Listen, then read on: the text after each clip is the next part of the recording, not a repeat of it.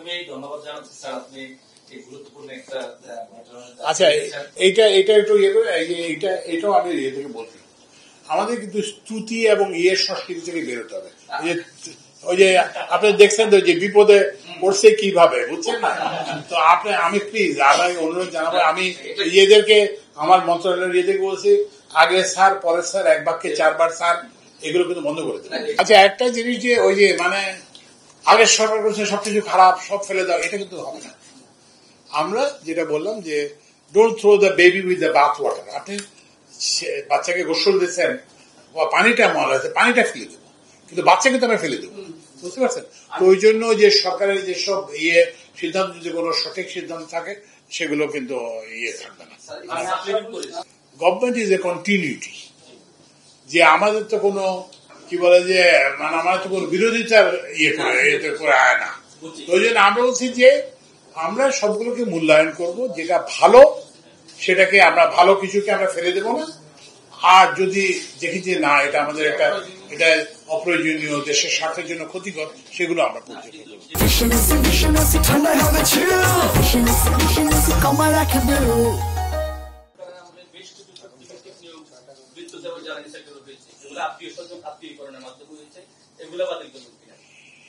না। এগুলো এই যে শোনেন, এই যে বাতিল করবেন কিনা এটা কিন্তু একটা প্রশ্ন, মানে যে তাহলে তো আমি এটা ব্যক্তিগত ফার্মে করা যায়।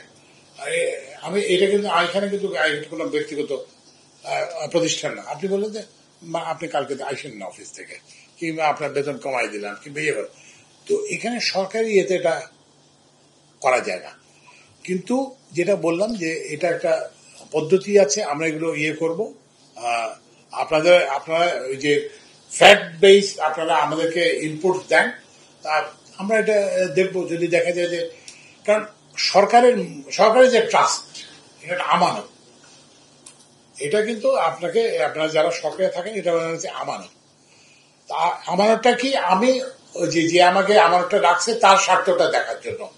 তো আমরা যদি সেই স্বার্থটাই আমরা দেখবো, তো যদি দেখি যে না আপনি যেগুলো বললেন এর ফলে সরকারের এই আমানতটা ব্রিচ হয়েছে এবং স্বার্থটা হানি হয়েছে, তাহলে আমি সেগুলো অবশ্যই দেখবো।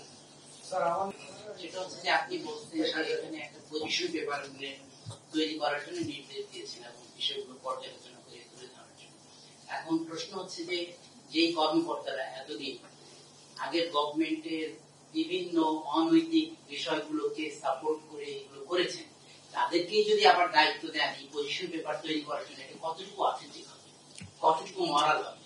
আচ্ছা না, এটা শোনেন, নিজামুদ্দিন আউলিয়া আগে এক সময় ডাকাত ছিল না, কি যেন একজন ছিল না, ডাকাত ছিল। তো ওই জন্যই হচ্ছে কি যে আপনি মানুষকে করবেন, মানুষকে একটা সুযোগ দিবেন, পরিবর্তনের সুযোগ দিবেন। কারণ আপনি তো এখন ধরেন একটা লোক হাইপোথেটিক্যালি উনি খুব খারাপ লোক, আমি জানলাম, কিন্তু ওনার তো একটা অভিজ্ঞতা আছে, উনি তো জিনিসটা জানেন। খারাপ কাজ করতে কিন্তু ভালো অভিজ্ঞতা লাগে। আপনি দেখবেন যারা এগুলো করে ওরা কিন্তু খুব ভালো জানে। তো এখন আপনি হলে আমার জায়গায় কি করতেন, যে আমি ওনাকে রাখলাম কিন্তু উনি ভালো আচরণ করলেন, এটা কি বেটার, নাকি পুরো একটা নবিসকে আনলাম, ও কিছুই জানে না, ওরা আরো বড় ক্ষতি করলো? আমি বুঝতে পারছি যে আমাদের তো সবার একটা প্রবণতা থাকে যে, আর এগুলো হচ্ছে কি যে এই যে আগের সরকার এগেইন যেটা বলার বিষয়, আমরা তো কোনো প্রতিদ্বন্দ্বী সরকার না, আমরা তো কোনো ওই যে আগের সরকারের প্রতিদ্বন্দ্বী এরকম তো কোনো সরকার না, এবং আমরা কোনো ওই যে বিরোধী দলেরও না। তো ওই জন্য তিনি আমাদের কাছ থেকে এটা আশা করবেন, সেটা হচ্ছে যে আমরা জনপ্রত্যাশাটাকে পূরণ করব, এবং আমাদের উপর যে একটা আমানতদারি দিচ্ছে, লোকজন মারা যে ছাত্ররা যে রক্ত দিয়ে যেটা করছে সেটা আমরা রক্ষা করবো।